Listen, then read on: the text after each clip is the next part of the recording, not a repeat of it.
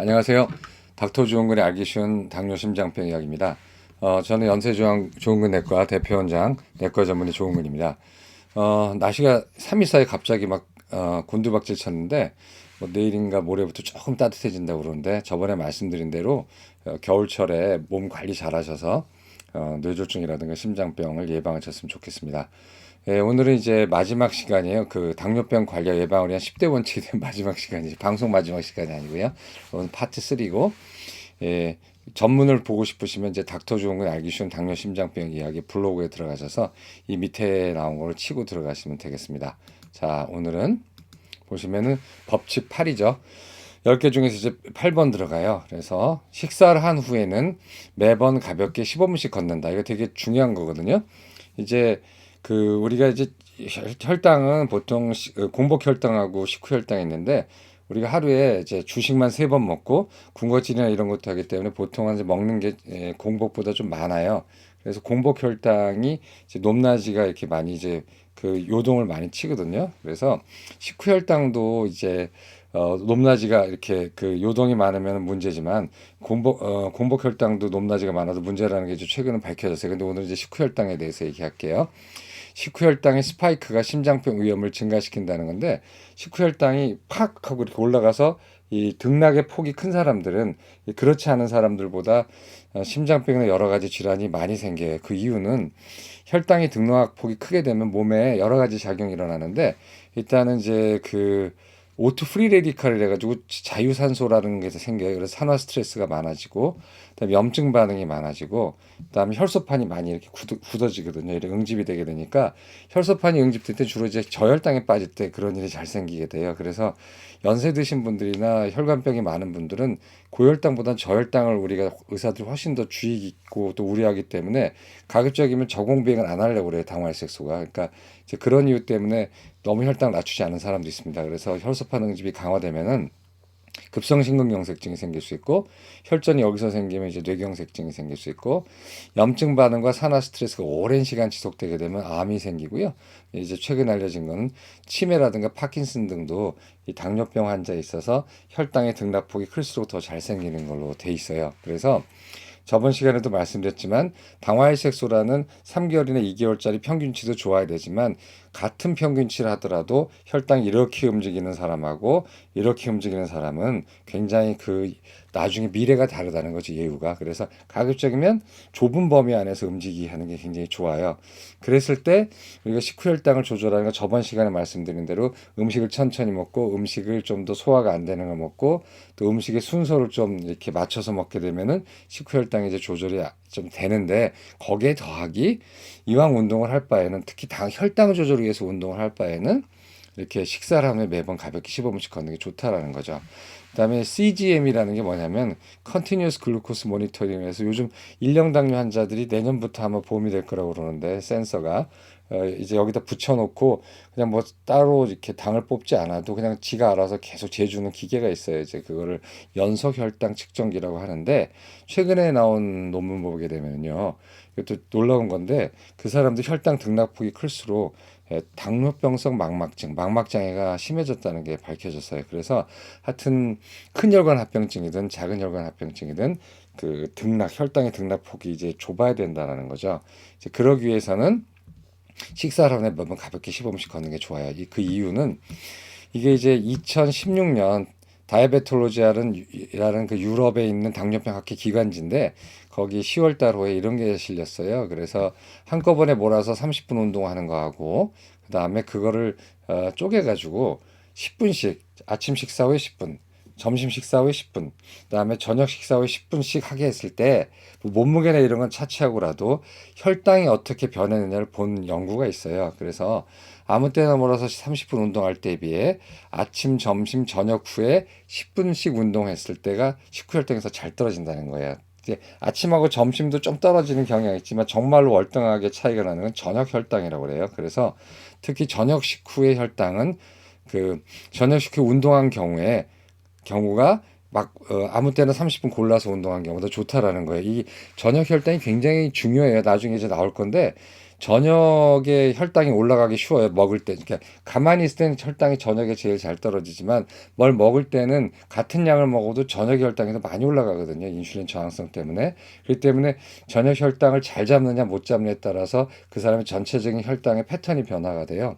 그렇기 때문에 우리가 이왕이면은 운동을 하시려면 특히 당 조절을 위해서 운동을 하시려면은 한꺼번에 운동하는 것도 좋고 뭐 그거 하지 말라는 뜻이 아니라 이왕이면 식후에도 조금씩 움직여 주는 게 좋다라는 거예요. 10분 운동이야 뭐 화장실 갔다 오고 뭐 하는 것도 10분 운동이니까 그 특히 직장 다니시는 분들은 밥 먹은 다음에 끄 하고 앉아 계시지 마시고 항상 좀 돌아다니시고 이렇게 활발하게 움직인 다음에 이제 업무를 보시는 것도 괜찮죠. 그래서 한꺼번에 몰아서 운동하는 것보다는 혈당 조절 위해서라면 식사 후에 10분씩 운동하는 게 같은 시간을 들이면서도 혈당 조절에 좋다는 뜻입니다. 그다음에 최근에는 크로노메디슨이라 해서 타이밍 의학이라고 해야 되나 우리나라 그 말로 번역하면 시간차 의학 같은 그 시간에 따라서 같은 약을 먹어도 어떤 시간에 먹으면 좋으냐 아침이냐 저녁이냐 또는 뭐 같은 음식을 먹어도 언제 먹는 게 좋으냐 이런 것들이 지금 굉장히 많이 발전하고 있어요. 그래서 운동도 마찬가지예요. 당뇨병 환자한테 있어서 아침에 운동을 하는 게 좋은가 오후에 운동을 하는 게 좋은가라는 거 늘 질문도 받고 또 저도 궁금한 사안인데 최근에 결정적인 연구는 아니지만 아주 짧은 연구가 나왔는데 물론 이것이 항상 옳지는 않을 건데 하여튼 일종의 뭐랄까 어떠한 느낌은 주는 거예요. 어떤 그 느낌은 그래서 이게 역시 다이베톨로지라는 잡지에 2018년 11월 저번 달에 나왔었는데 그 저녁에 그 애프터눈이죠. 애프터눈은 이제 오후에 운동하는 것이 그 밥 먹기 전 아침에 운동하는 것보다 더 좋다라는 이제 논문을 발표했어요. 그래서 이 논문을 좀 잠시 소개시켜 드리면은 음, 늦은 오후가 아침 식전 운동보다 좋다라는 건데 이게 한 12명인가를 데리고 맨 처음에는 이제 이게 크로스오버라 해가지고 어, 아침에 운동 한번 해보게 한 다음에 2주 동안 해보게 했어요. 그 다음에 2주를 쉬어요. 그걸 워시아웃 피어리드라고 2주 동안 쉰 다음에 다시 2주 있다가 거꾸로 이제 저녁 오후에 운동을 하게 하는 거예요. 또는 맨 처음에 오후에 운동을 배정받은 사람들은 오후에 운동 2주 하고 그 다음에 2주를 쉬고 또 반대로 이제 아침에 운동을 하게 하는 거죠. 그래서 총 연구 기간은 6주 한 사람이 거쳐야 되는 거. 2주간은 아침 또는 오후 운동, 2주 쉬고 그다음에 나머지 2주간은 안 했던 거. 오전에 했으면 저녁에 하고 오후에 하고 오후에 했으면 오전에 하고 이렇게 해서 이제 하는 건데 크로스오버라고 그러는데 크로스오버 스타디라고 그러는데 이 재밌는 게 A는 그 운동하는 1주 동안이고요. B는 운동 후 2주 동안이에요. 그다음에 C는 운동 쉴 때 1주 동안, D는 운동 쉬고 2주 동안이죠. 그래서 이 네 개의 판을 잘 보시게 되면은 일단 운동을 이제 시작했어요. 어떤 그룹은 이제 아침 먹기 전 오전에 했고요. 그 다음에 어떤 그룹은 이제 오후 4시에 했어요. 운동을. 여기 보면은 빨간색은 오전 운동 그룹이고요. 그 다음에 이렇게 요걸 뭐라고 그러나 이 파란색 계통인데 요거는 오후 운동 그룹이고 밥은 이제 오전 운동 그룹이 9시에 똑같은 양의 음식을 먹었죠. 그랬더니 놀라운 게 발견됐는데 여기 보면 새벽 1시, 새벽 3시, 새벽 5시, 오전 7시, 9시, 11시, 오후 1시 이렇게 해서 24시간이에요. 이런 시간 동안 피를 뽑았느냐? 그렇지 않고 아까 다른 연구에서 말씀드린 리브레 같은 연속 혈당 측정기를 꽂아놓고 이제 했거든요. 그러니까 연속 혈당 당뇨 치료의 역사나 당뇨 연구의 역사는 아마 제가 볼 때면 인슐린 전후로도 나눌 거고 몇 가지 있겠지만 연속 혈당 측정기의 출현 이전과 출현 이후로 나눌 것 같아요. 그만큼 이 테크놀로지의 발전이 당뇨병에 대한 연구와 이해에 굉장히 그 큰 기여를 하고 있습니다. 지금 벌써 나온 지 몇 년 안 됐는데 자 보시면 빨간색은 이건 아침에 운동한 그룹들이에요.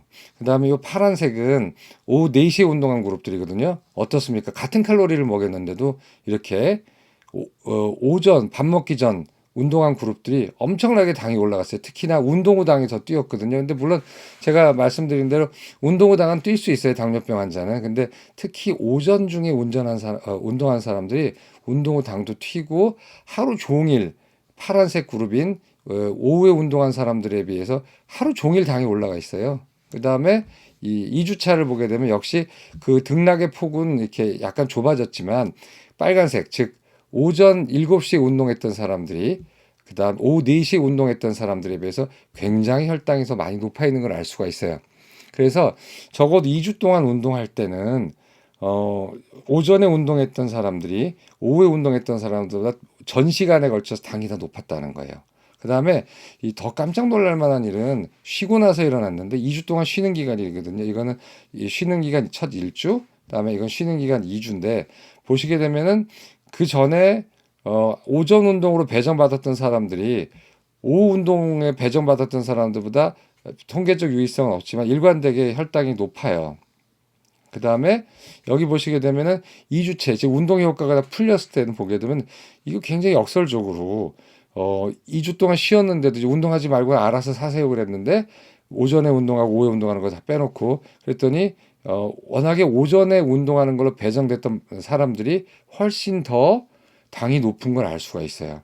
그래서 이게 아직 결론적인 건 아니에요. 왜냐하면 거기 연구에 참여한 사람들이 많지 않았고 불과 6주밖에 하지 않았기 때문에 나중에 오전 운동한 사람도 점점 적응해 나가서 한 달, 두 달, 세 달 지나게 되면은 오전 운동반하고 오후 운동반이 혈당이 비슷할 가능성은 있어요. 그래서 큰 이게 결정적인 것도 아니기 때문에 나중에 좀 더 크게 연구를 하고 많은 인원을 갖고 장기간 연구를 해야지 이제 결론이 나겠지만 보통 이런 작은 규모 연구를 우리가 가설 개발력 연구, 하이포테시스 제너레이팅 스터디라고 그래요. 그러니까 가설을 만들 수 있는 게 충분히 이럴 수 있다 해서 큰 연구를 할 수 있는 기반이 되는 연구라고 그러거든요.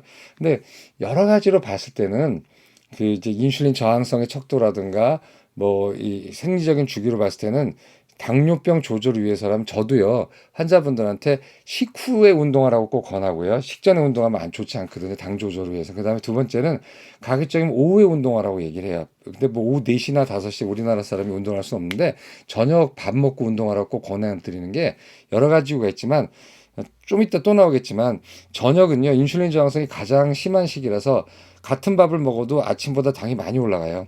그런데 우리 그 산업사에 사는 우리 직장인들은 되게 아침, 저녁, 점심은 적게 먹고 저녁을 많이 먹잖아요. 그렇기 때문에 저녁을 많이 먹게 되니까 할 수 없이 당이 많이 올라가거든요. 근데 그거를 그나마 좀 제어하고 중화시켜 주기 위해서는 저녁 식후 운동이 좋아요.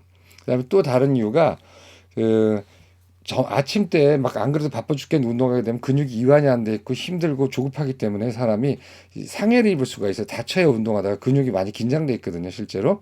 근데 이제 저녁 일 다 끝났잖아요. 그러니까 널널하고 좀 편하니까 이게 좀 늘어나거든요. 이게 근육도 이완되고. 그래서 저녁 운동하는 게 여러 가지로 좋습니다. 그래서 뭐 이런 재밌는 연구 결과 아주 굉장히 아름다운 연구인데 이제 연구자들이 아름다운 연구라 그러는데 이런 것도 있지만 상식적으로도 이왕이면 운동하시려면은 저녁 식후에 운동하시는 게 좋아요. 그런데 난 아침밖에 없다. 그러면 아침에 운동하는 게 해롭냐? 그래서 하지 말아야 되냐? 그건 아니고 운동을 안 하는 게 제일 해롭죠. 근데 이왕 운동을 하려면 저녁 식후가 좋겠고 그게 안 된다면 아침이라도 운동하시고 아무 때나 운동하시는 게 좋겠죠.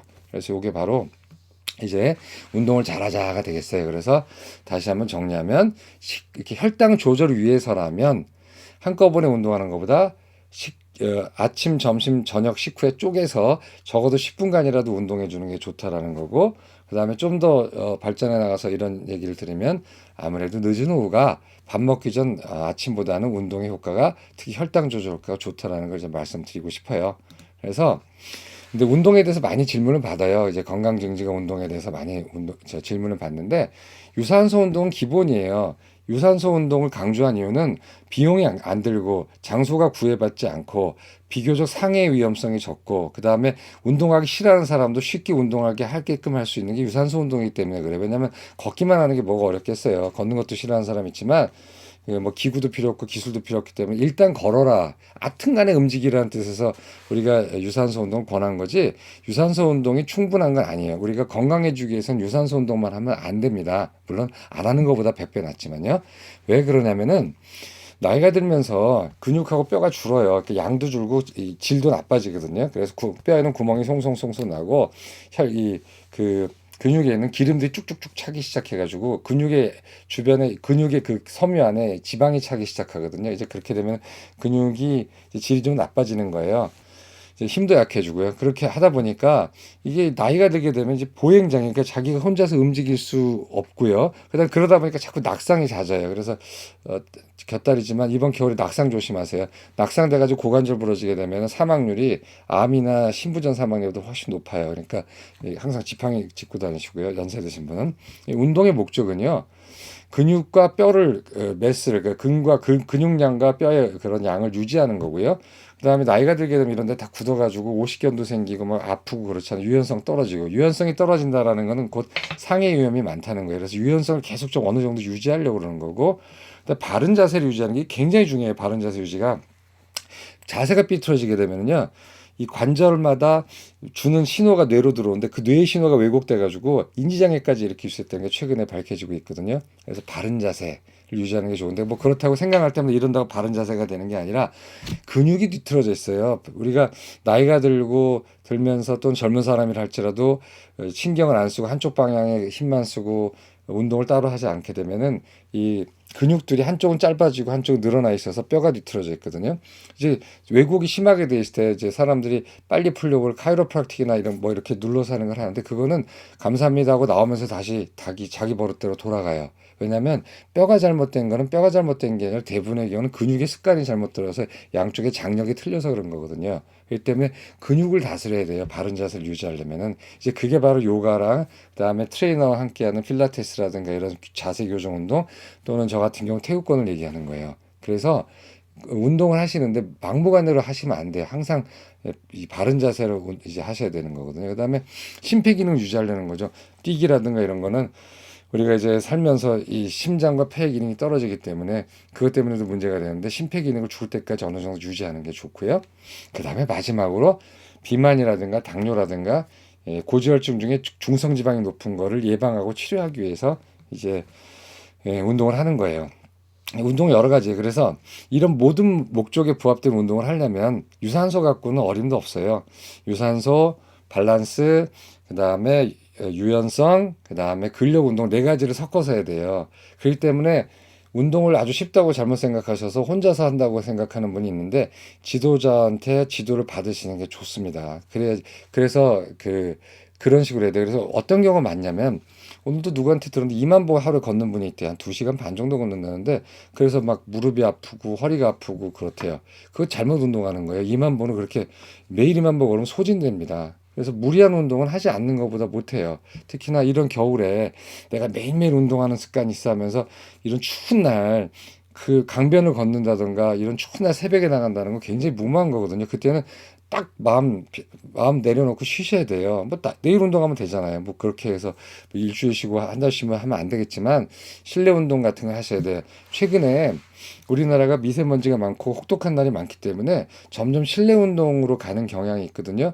근처에 체육관을 가세요. 체육관에 가셔서 운동을 하시는 게 훨씬 좋습니다. 그래서 트레이너 만나봐서 본인 체형 진단도 받고 해서 다 트레이너들 중에서 대부분이 다 자격을 갖춘 사람들이 많고 이런 데 전문 지식이 있는 사람들이기 때문에 유산소 운동만 하게 하는 건 아니라 포인트 레슨으로 무슨 자세도 잘 잡고 거기에 맞는 운동을 좀 해줄 수가 있는 거거든요. 그래서 운동은 하면 좋은데 해야 되는데 그렇게 무리하게 하시면 안 돼요. 그리고 또 하나 말씀드리면 사족인데 그렇게 단순한 운동보다는 평생을 통해서 심화되고 깊이 있게 하고 항상 지루하지 않게 하는 운동을 하시는 게 좋아요. 그래서 뭐 등산도 좋고 뭐도 좋지만 저랑 같이 등산 10년 한 사람도 다 무릎 다 아파가지고 수술하고 약 먹고 그러거든요. 특히 내려올 때 많이 우리나라는 바위산이 많아가지고 그거보다는 평생을 통해서 심화되고 그걸로 그 자체가 재밌는 운동을 하시는 게 좋은데 뭐 저 같은 경우는 늘 말씀드리지만 태국권 해도 끝이 없고 경지가 오묘하기 때문에 아니면 요가도 괜찮고요.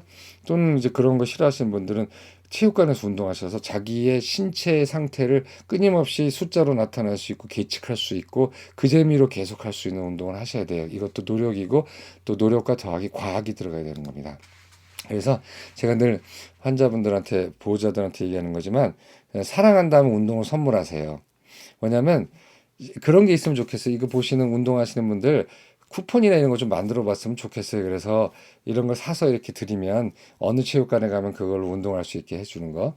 그래서 건강식품보다 운동이 100배 좋아요. 저희 환자도 건강식품을 뭐 한두 개면 괜찮은데 막 검증도 안 된 것도 막 겹치는 거 10개씩 갖고 오셔서 이거 어느 거 먹었으면 좋겠냐고 근데 제가 다 빼라 그러거든요. 거의 다. 왜냐면 다 겹쳐요. 굉장히 독이 돼요. 건강식품 이거에도 있고 이거에도 있고 이거에도 성분이 있는 게 많아요. 비타민들도 그렇고. 근데 그걸 모르고 다 드시는 거예요. 그러면 엄청나게 과량이 들어가는 게 많거든요. 그러니까 이제 그런 거보다는 그리고 효능 입증이 잘 안 돼 있어요. 여러분들 건강식품 얼마나 많은 유행 지나갔습니까? 뭐 지금 논이도 유행이 지나가고 있지만 뭐 아로니아, 뭐 여주, 그다음에 뭐 하여튼 뭐 오디, 그다음에 뭐 또 뭐 있지? 하여튼 그런 식으로 뭐 포도씨 다이어트, 바나나 다이어트 뭐 이런 식으로 하지만 어느 거 하나 끝까지 지금 하고 계신 분 없잖아요. 뭐 있는 분도 있겠지만 그러니까 유행이고 그다음에 돈 들고 그다음에 너무 많으면 건강에 해로울 수 있는 그리고 근거가 적은 건강식품보다는 확실한 근거가 모든 연구를 통해서 드러나 있고 너무너무나 누가 감히 반박할 수 없을 정도로 건강에 좋은 게 바로 운동이거든요. 그래서 평생 지속할 수 있는 운동을 제발 혼자 하지 마시고 돈 내고 체육관에 가셔서 제대로 배워서 다치지 않게 제대로 실내 운동을 하십시오. 항상 저희 환자분들한테 권해드린 얘기예요. 오늘 좀 많이 길어지겠네요. 자, 그다음에 법칙 9. 잠은 6시간 이상을 자고 늦어도 밤 11시 전에 잔다. 이거 되게 중요한 거예요. 잠과 심장병, 잠과 당뇨가 많이 알려져 있거든요. 종달새라는 건 아침형 인간이고요. 올빼미는 저녁형 인간인데 모든 역학조사라든가 다 해보면은 종달새가 올빼미보다 건강하고 오래 살아요. 즉 아침형 인간, 아침에 빨리 깨는 사람이 저녁형 인간, 밤에 늦게 자는 사람보다 훨씬 더 건강합니다. 왜냐하면 여러 가지 이유가 있지만 올빼미들은 식사의 그 종류나 질이 안 좋고요. 식사 시간도 늦고 수면도 되게 좋지가 않아서 올빼미가 건강하지 않아요. 여러 역학 연구를 보게 되면은 저녁형 인간은 아침형 인간에 비해서 당뇨병의 위험이 2.5배나 돼요. 이건 뭐 이제는 거의 당뇨를 보는 의사들한테는 상식이에요.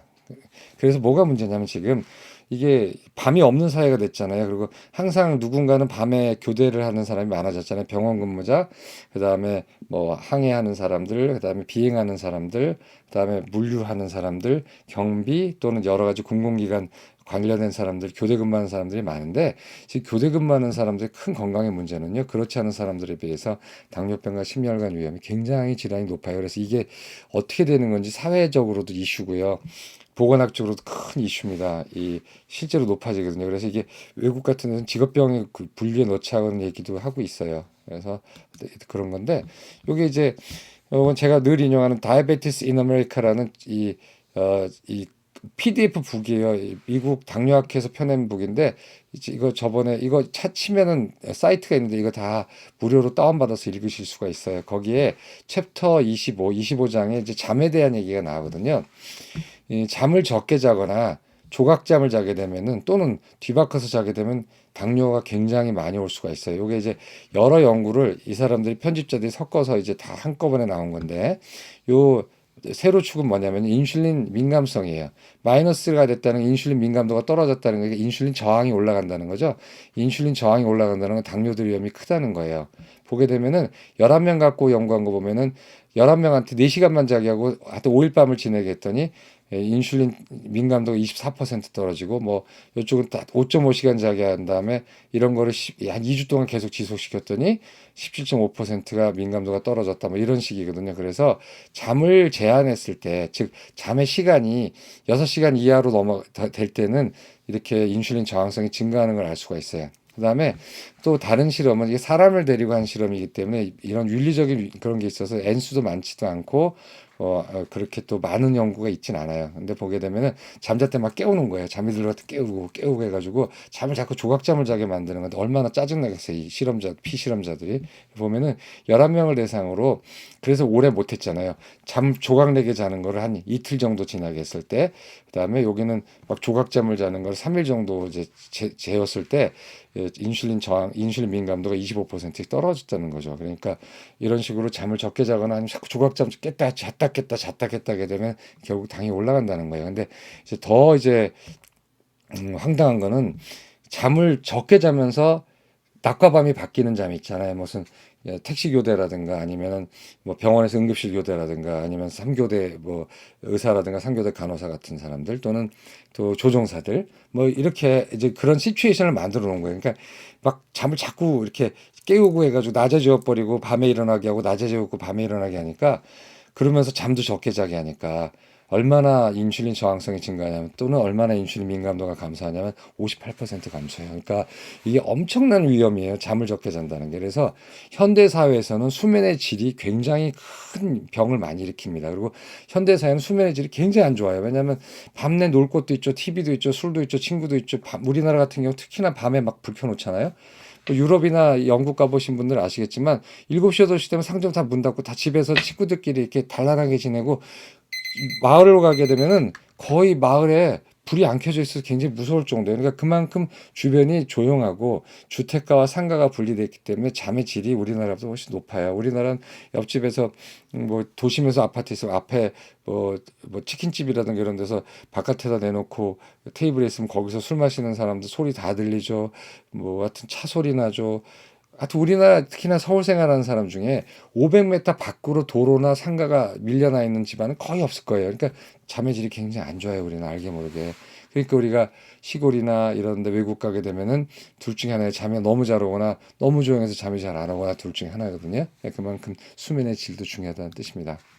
그다음에 이거는 한 5일 전에 나온 논문인데요. 저녁형과 아침형 이게 크로노타입이라고 그래요. 저녁형과 아침형. 이것이 이제 심장병과 그다음에 그 크로노 뉴트리션이라고 해서 시간 영향을 좀 그런 하여튼 그런 게 주는 영향을 이제 종설이에요. 그래서 어디에 나왔냐면 보시면 어드밴스드 뉴트리션 2018년에 나온 건데 한번 이것도 이거 무료예요. 그래서 저기 한번 그 유관 분야 분들은 읽어보시는 게 좋고 제가 또 말씀드리지만 이게 영양학도 아니고 의사도 아니신 분들은 읽는 거를 좀 저는 원치 않아요. 왜냐면은 오해할 수도 있고 항상 잘못 이해한 사람이 잘못된 행동을 하거든요. 그래서 잘못 이해해가지고 다른 사람한테 잘못 얘기하거나 아니면 자기가 잘못 이해해서 잘못된 방향으로 가는 경우가 꽤 많아요. 그래서 유관 분야 분들을 한번 좀 읽어보셨으면 좋겠어요. 거기 보면 이제 요약한 거예요. 올빼미형의 특징은 아침형 라크 아주 종달성에 비해서 신선한 야채나 과일을 적게 먹고요. 주로 에너지 드링크, 청량음료, 술, 카페인 드링크와 지방질 음식을 먹는 경향이 많다. 이거 우리나라도 당장 드러나 야식이잖아요, 야식. 야식 시켜 먹을 때 뭐 먹니까 뭐 보쌈, 그다음에 치킨, 그다음에 거기에 콜라. 아, 배고프다, 그죠? 그다음에 뭐 그런 것들, 그런 걸 시켜 먹으니까 당연히 좋지 않겠죠. 그다음에 우리는 야행성이 아니라 주행성이거든요. 주행성인 인간 본연의 생리주기와 시간축이 어긋나게 부적절한 시간에 음식을 먹게 되는 거예요. 그러니까 우리는 아침을 많이 먹고 실제로 이제 우리는 다 수렵인과 농부의 자식이잖아요. 그러니까 눈이 이 해가 뜨면 나가는 거죠. 주로 이제 특히나 우리 농경인의 자손들이니까. 그래서 아침에 많이 먹고 점심도 먹고 저녁은 별로 많이 먹을 이유가 없죠. 그래서 그렇게 하고 그냥 호롱불 켜놓다가 새끼 꼬다가 9시나 10시 정도 되면 잤잖아요. 그리고 이제 동창회 밝아더냐 노고질이 오지진다 해가지고 동창회 새벽에 쫙 오면 그때 한 4시나 5시 일어나서 이제 일하러 간 게 우리 선조들의 그리고 우리 인간의 대부분의 생활이었으니까 혈압이라든가 당대사라든가 질대사라든가 아니면 뭐 혈관 그다음에 혈소판 모든 것들이 거기에 맞춰서 낮과 밤으로 나눠진 거예요. 그런데 이렇게 바뀌어 버리게 되면 완전히 무리가 오는 거거든요. 그래서 교란된다고 그래요. 이걸 그래서 교란 시간축이 어긋난다. 이제 말 얼라이먼트라고 얘기하는데 교란되는 거거든요. 그래서 저녁형 대 아침형을 한번 보게 되면은 유전적인 것도 차이가 나고요. 인종, 국가, 거주 지역 그다음에 나이에 따라서 많이 변해요. 독일인은 거의 아침형이랍니다. 근데 인도인하고 슬로바키아인들은 저녁형이 많대요. 그다음에 도시 사람들은 아무래도 저녁까지 일을 하고 저녁에 즐길 거리가 많고 주변에 사람도 많고 놀거리도 많으니까 저녁형 인간이 되는 거고요. 농촌 같은 경우는 이제 아침형이 되는 거죠. 일하러 나가고 또 이게 자연의 주기에 맞게 일을 하다 보니까 아침형이 되는 거고요. 나이를 또 무시 못해요. 태어나서는 거의 아침형이 생후 3주까지는 다 아침형이랍니다. 또 누가 조사했는지 재밌네요. 그다음에 2살 때는 90%가 아침형이고 6살 정도 되면 58%가 아침형이고 중년 이후가 되면은 저녁형이 반반 정도 많아진다고 돼요. 그래서 이제 이런 식으로 우리가 나이가 들수록 그렇잖아요. 옆에 보시게 되면 나이가 들수록 점점 잠이 안 오잖아요. 그리고 또 중년 되면 일도 많고 뭐 여러 가지 그런 중압감도 있고 해가지고 저녁까지 일하다가 또는 고민하다가 자고 아침에 좀 늦게 일어나는 사람이 많죠. 그래서 이런 이제 패턴을 보여주는 거죠. 근데 올빼미형 또는 저녁형 이래서 위험한데 늦게 자면 밤에 먹어요. 우리가 1시나 2시에 자면서 뭐 안 그런 사람도 있겠지만 밥 6시에 먹고 1시, 2시까지 공복을 유지하는 사람은 별로 없죠. 뭔가 먹잖아요. 그래서 근데 문제는 아까도 계속 누누이 말씀드리지만 저녁은 하루 중 가장 당이 낮아야 되는 시기예요. 그리고 인슐린 저항성이 높아요. 그 뜻은 뭐냐면 뭘 먹게 되면 같은 양을 먹다 하더라도 아침에 먹는 것보다 저녁에 같은 양을 먹을 때 훨씬 더 혈당이 많이 뛰어요.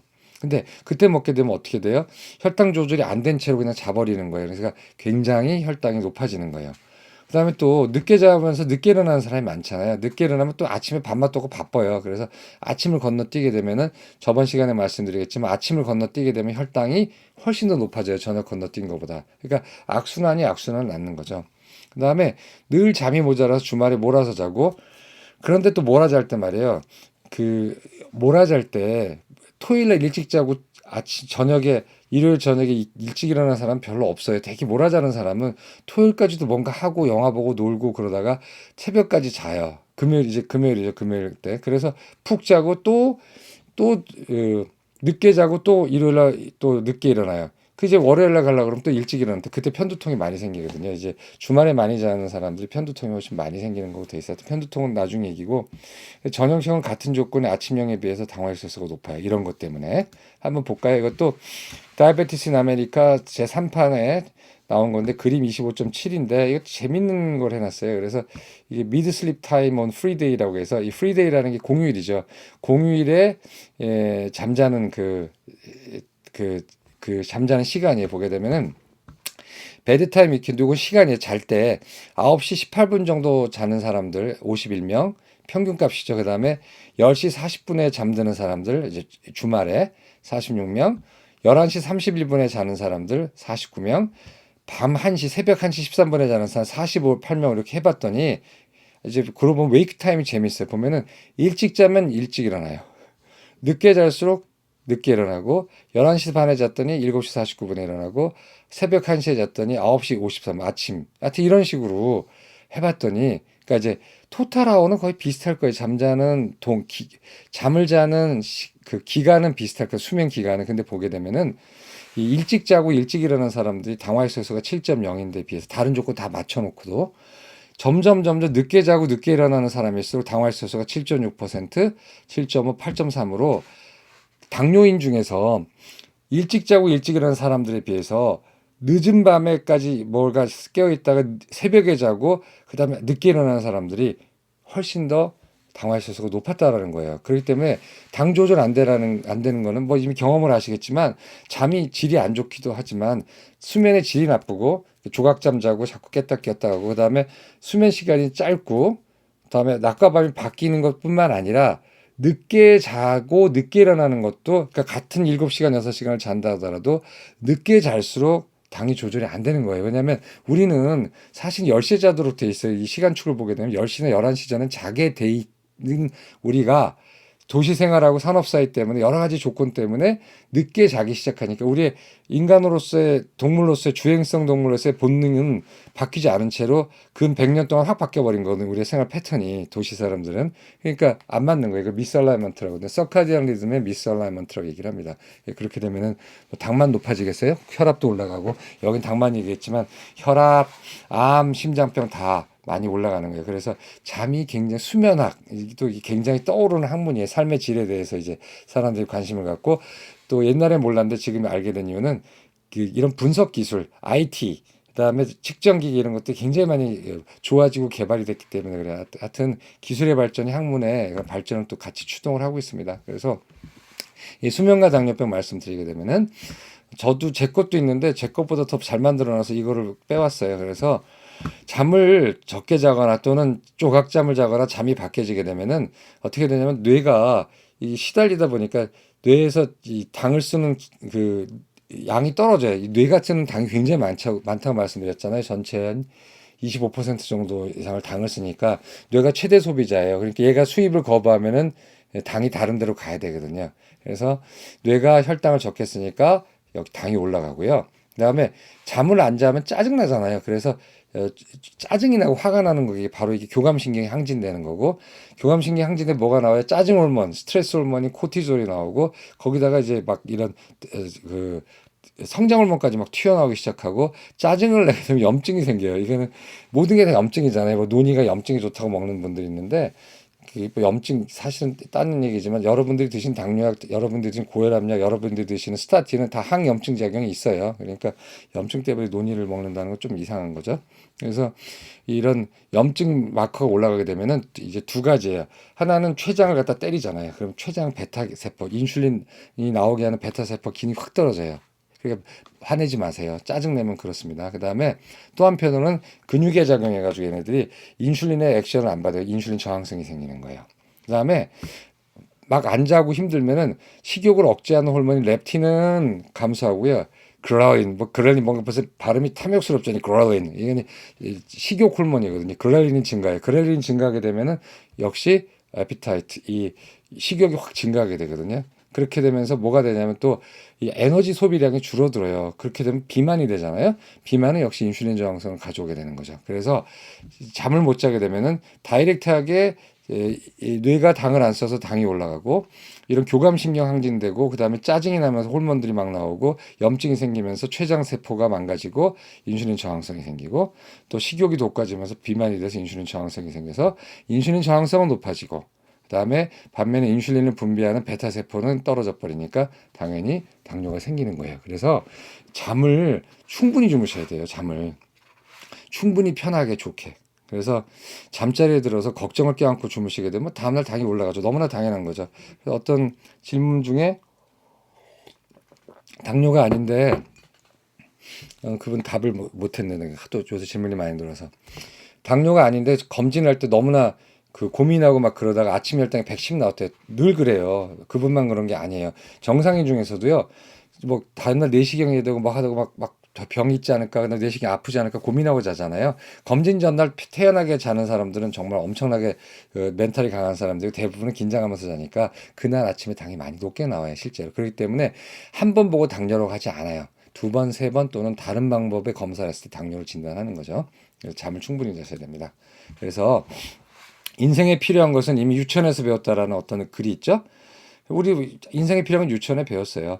새날의 어린이는 일찍 자고 일찍 일어납니다. 이거 옛날에 제가 유치원 다닐 때도 이거 노래 불렀거든요. 그 다음에 꼭꼭 씹어 먹습니다. 천천히 먹습니다. 이거 빠지 그게 맞는 거예요. 식사를 천천히 꼭꼭 씹어 먹고 새끼 다 잘 먹고 그 다음에 새날의 어린이는 일찍 자고 일찍 일어나야 돼요. 그래서 일찍 자고 일찍 일어나세요. 지금도 이미 아직은 안 늦었고 이거 방송할 때 되면 이게 늦은 밤이 되겠는데 하여튼 일찍 자고 일찍 일어나셔야 됩니다.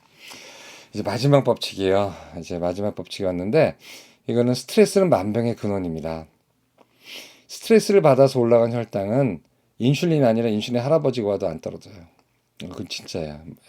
스트레스 파산, 가족관계, 뭐 배우자의 불륜, 자녀의 죽음 또는 자녀의 이혼, 뭐 하여튼 여러 가지들이 있으면은 그 좋게 조절되는 당화혈세수 6.5가 10.0, 13.0 뭐 이렇게까지 올라가요. 그래서 그 스트레스 자체가 스트레스 호르몬이 코티졸을 증가시키기 때문에 아까 잠을 못 자는 거랑 똑같아요. 아까 뭐 말씀드렸죠. 스트레스가 생기면 염증도 생기고 그러기 때문에 췌장 베토 세포 망가져서 인슐린은 잘 안 나오고 다음에 인슐린 저항성은 심해지니까 완전히 이렇게 되는 거죠. 경찰력은 약해지고 도둑들은 창고라는 게 되는 거예요. 이게 더블 해자드라고 그러죠. 양쪽 날이죠. 그래서 누구는 뭐 스트레스를 해소한다, 스트레스를 잘 덜어야 된다지만 그런 말을 하는 사람은 스트레스가 뭔지 모르거나 진정한 스트레스를 당해보지 않은 사람들이에요. 스트레스를 강한 의지로 해소하거나 피할 수 있다면 그건 스트레스가 아니에요. 그게 왜 스트레스예요? 스트레스는 내가 어찌할 수 없는 불가피하고 불가항력적인 상황이 들어왔기 때문에 스트레스예요. 그래서 너무나 많은 스트레스가 많죠. 현대는 사실은요. 제가 당뇨 환자 오면은 이제 물어보잖아요. 처음에 초진으로 그럴 때 이렇게 물어볼 때 왜 당뇨가 왔냐고 물어봐요. 자기 생각이 다 있죠. 자기가 느낌 있는 거예요. 자기 몸이니까. 왜 당뇨가 온 것 같아요? 그랬더니 당시에 내가 너무 뚱뚱했다라든가 당시에 내가 운동 안 하고 너무나 많이 과음과 과식을 했다라는 사람도 있고 최근 들어서 어떤 사람들이 많이 오냐면 제가 그때 너무너무 사업상 스트레스를 받았습니다. 제가 그때 가족관계에 큰 스트레스를 받았습니다. 그때 남편과 사별했습니다. 뭐 내지는 그때 자식이 이혼했습니다라는 어떤 굉장히 큰 스트레스를 받고 당이 확 생기는 경우가 많아요. 그래서 이 스트레스도 굉장히 큰 문제예요. 근데 제가 지금 말씀드렸잖아요. 스트레스를 내가 다룰 수 있으면 그건 스트레스가 아니에요. 그거는 아무것도 아니죠. 근데 스트레스는 정말 본인이 어떻게 할 수가 없어요. 인간 한계죠. 술 있죠. 술 찾아요. 이게 중독이 돼 버리는 건데 술은 마시면서 약간 알딸딸해지게 되면은 분별력이 없어지면은 나와 세상의 경계가 없어지죠. 망할 경지에 올라가잖아요. 그러면 그때 당시는 불안함이 싹 없어지거든요. 괜히 기분도 좋고 여긴 안 썼지만 마약도 그렇죠. 그래서 스트레스를 잘못 풀게 되면 술과 마약으로 가버릴 수가 있어요. 근데 좀 더 고차원적으로 하면 예술, 음악, 미술, 무용, 그 다음에 동호회 활동. 동호회 활동으로 스트레스를 주는 경우가 많죠. 우리는 사람이 모이면 싸우잖아요. 파벌이 만들어지고. 그래서 좋자고 모인 동호회에서 자기네끼리 싸우는 경우가 꽤 많아요. 그래서 이것도 좀 그렇고요. 로또 당첨 이런 것도 이제 스트레스를 풀 수 있을까요? 그렇진 않아요. 웃으시라고 여기다 나눴는데 제 환자분 중에 부자가 많은데 부자라고 행복하진 않더라고요. 그죠? 그래서 이게 그 재산 아주 가난해도 행복할 수는 없지만 부자라고 해서 특별히 행복한 것도 아닌 것 같아요. 그다음에 상담 치료가 있어요. 이제 인지 치료, 상담 치료 있는데 저는 정신과 의사가 아니라서 제가 스트레스 치료하지 않지만 그나마 가장 강력하고 물질적으로 이 불안과 이런 거를 해주는 호르몬 이런 신호 전달 물질 같은 거 끊어주는 게 약물이니까 너무너무 힘든 분들은 제가 정신과 치료를 권해요. 약물치 너무 걱정이 많고 불안해서 막 혈압이 올라가고 잠도 못 자고 이렇게 숨 쉬어가지고 공황장애로 응급실 실려가고 하는 분들이 요즘 들어 굉장히 많아지고 있어요. 그러니까 지금 우리 한국 사회가 불안과 분노의 사회예요. 근데 이런 사회일수록 심장병하고 당뇨병이 많이 생겨요. 이건 제 얘기가 아니라 이번 미국 심장병학회에서 나왔는데 살인 사건이 나거나 그런 우범지대에 사는 사람들이 그렇지 않은 지대에 사는 사람보다 당뇨 심장병이 훨씬 많고요. 또 재밌는 거는 좀 더 잘 살고 평화로운 지대에 있는 사람들이 그런 살인 사건이나 범죄 얘기를 듣게 되면은 그럴 시기에 심장병이 증가하는 걸로 돼 있어요. 그러니까 하여튼 이웃이 건강하지 못하고 사회가 건강하지 못하면 내가 건강할 수가 없다는 게 굉장히 맞는 말이 서로 연결돼 있기 때문에 하여튼 뭐 이건 땜빵 치료 이제 알아두시면 되고 그다음에 스트레스의 궁극적인 해결이 뭐냐 오늘 음, 세 가지를 얘기했죠. 그래서 첫째는 밥 먹은 다음에 운동을 하는 것이 좋다. 두 번째는 잠은 푹 자고 빨리 잘수록 좋고 조각잠을 안 자는 것이 좋고 교대 근무하면 해롭다라는 거. 그다음에 세 번째는 스트레스는 만병의 근원이지만 스트레스를 해결하기 참 힘들다라는 거. 근데 어떻게 사람이 이상 스트레스를 안고 갈 수밖에 없죠. 이건 저도 뭐라고 해결책을 못 드리겠어요. 그래서 오늘 이거 보게 되면 음악 소개는 할게요. 그래서 이번 이렇게 추운 날 따뜻한 음악을 한번 들어보셨으면 좋겠는데 알파 레이블이라고 해서 이게 고전 음악 중에서 음질이 굉장히 좋고 주로 고음악 바로크 음악을 주로 녹음하는 레이블인데 신보예요. CP 칼 필립 에마누엘 바의 포르테 피아노 비올라 다감으로 트리오라는 곡도 있는데 이거 따뜻하고 좋고요. 또 같은 작곡가의 봄이라는 제목의 성악과 심포니아가 들어가 있는 음반인데 이거 혹시 음악 좋아하시는 분 요거 한번 사서 들으시면 좋겠습니다. 감사합니다.